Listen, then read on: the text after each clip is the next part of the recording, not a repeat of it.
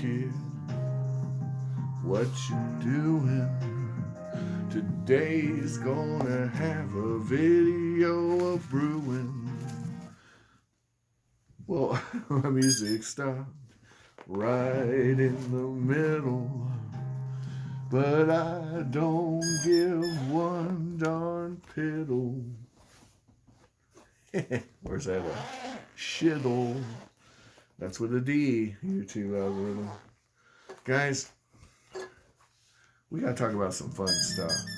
So, I haven't even looked at the price of silver lately. I'll be honest with you. I don't know what, I know that last time I looked it was about $25 an ounce. And the time before that I looked, it was about $24 or $25 an ounce. And I think next time I look, it'll be somewhere in the range of $25 an ounce. And as you guys know, this thing's a roller coaster, and right now we're on the plateau of the roller coaster. And the question is it going up or down or both? And the odds are it's going to be a bit of both. Yeah? But that's really not what I'm here to talk about. I'm here to talk about some things I've been hearing. About what some people would call silver pushers. Pushers, people who are trying to pump the metal, trying to sell you the idea that this is the stuff and the dollar's useless and all this. And well, maybe not this stuff, maybe more of the U.S. stuff, or the bullion stuff like what we started with. But the thing of it is,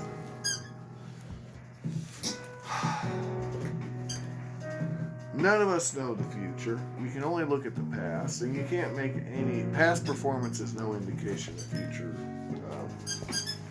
results. It's only a indication of what's happened before. Paradigm shift. But remember, any asset you're buying, there's two aspects you need to look at. Opportunity cost, and then you gotta look at diversification. So opportunity cost is what are you missing out on? Okay? And then diversification is it's insurance. It's covering all the bases, right? So think of it like playing roulette. Life is a game of roulette, right? Except the odds don't necessarily have to be completely against you at all times, like roulette. But you're not getting out of this game alive, right? Anyway, so there are people, they're pumpers, they call them, that's the word, pumpers. All they talk about, the dollar's going to die, silver's going to win the day. And the truth of the matter is, that could all be true, but that's not why they're telling you that. They're telling you that so they can sell you some silver at a marked up rate, okay? That's the long and short of it. They want to sell you something, okay? Whether it be a book or, their latest bullion round, right? And you'll notice there are companies that definitely do this, okay? And these companies, just remember when you're hearing anything from anyone, what do they stand to gain from this? But not everyone's out to get you. Some people could be misguided and simply doing a bandwagon deal on you. I'm in on it. I'm going to tell others to get on it because I'm really excited about it. It doesn't mean everyone doing it's disingenuous. And here's the most important part of this. It doesn't mean they're wrong. Just because their intent is to sell stuff to you, that doesn't mean they're lying to you.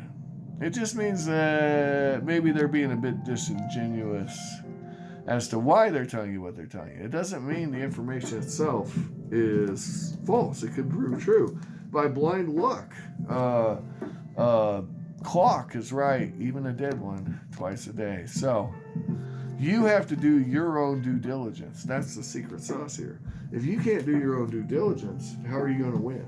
Okay? But ultimately, that gives you responsibility for your purchases, right? So when you blame others, right, for your purchases, I see people all the time getting out of silver. It's a racket. The premiums are too high. And that may all be true. But you paid it. You did that. No one made you buy one of these things. Not one soul. And had you done your due diligence, right, you would be in a position, first of all, where you wouldn't have to sell until the time was right. But second of all, you would feel confident in what you had purchased. Okay? Now, there's always going to be learning and growing pains, and some people don't have the patience for any of that. And that's okay. This game isn't for everyone. This game is for the select few, and right now I believe it's less than 2% of the population that holds physical. And there's a reason for that. First of all, a lot of people can't be bothered to keep track of what spot price is. Okay. And then, second of all, this stuff there's no dividends, right? You're not collecting interest on this. This is just sitting there. And unless you have the storage capacity and or, that's only in large volumes, and or ability, right, to hold and keep a hold and not move on these positions or flip them for a profit, which, has its own risks. If you're unable to do that, right, you're probably not going to win at the game in the short term, making short-term moves. This is a long-term game. And it's also, like we talked about, insurance. If the dollar were to collapse. Not the dollar is going to collapse, but what if the dollar collapses? What do you do? Well, you're going to have food, water, shelter, and a way to protect yourself. Those would be the top priorities right off the bat. After that, you can start considering barter and trade items. I would tell you coffee and alcohol would be very valuable bartering tools. Cigarettes could potentially be very valuable. Tobacco in certain circles. But also silver, gold, copper, in the right circles. People, tools would be an amazing investment, especially non-electric tools like planes and old school drill stuff you can use without electricity. Or if you had a generator, you could have the other stuff, right? But just a capacity to do stuff that you normally don't do anymore because some poor kid in China does it for you, all right? So you got to have your priorities right. If you're in this game, right, you're not in this game to get rich quick. And if you are, it's because you're flipping stuff and you're pumping, like we were talking about. And the thing is, eventually, one of these cats is going to say the dollar's going to collapse, and then the dollar is going to collapse. This is an inevitability. All currencies have collapsed. Austria doesn't make florins anymore, or Hungary rather, made of silver. This is not legal tender, okay? They're just not making them anymore, guys. They don't exist. They're not a thing. It's not a thing. Franz Josef's been dead for a long time, and your great granddaddy was probably dead after Franz Josef died. Probably. Can't promise you that, but we're definitely in the realm of truth. And the thing is, it all goes down eventually. The question is when. When's it go down? And I can't tell you. And no one can tell you. And anyone that says they know, it probably has an agenda or, take it for what's worth. Someone might have done a lot of homework for their prediction. But it's, it's the same as any prediction. It's only as valuable as the results you get from it. So someone's going to guess it right one of these days. It's just a question of who and when and why. Were they actually right or were they just lucky? And we don't know. We'll never know. No one knows. So when you hear pumpers talking, don't necessarily write it all off as baloney. Okay? It's not all baloney. There is some factual basis for what they're saying. Otherwise, they couldn't really get away with saying it, right? And that's the bottom line. But what you have to do is determine what risks are you willing to take to play this game and make these bets. They're bets. This is all a bet. This is all a gamble. You're gambling when you bet on silver or when you buy a stock or a bond or whatever. Now, obviously, the odds vary depending on which vehicle you're purchasing, but they're all bets. Every last one of them have risk. Okay? I will tell you this, and you hear this all the time, even from the pumpers.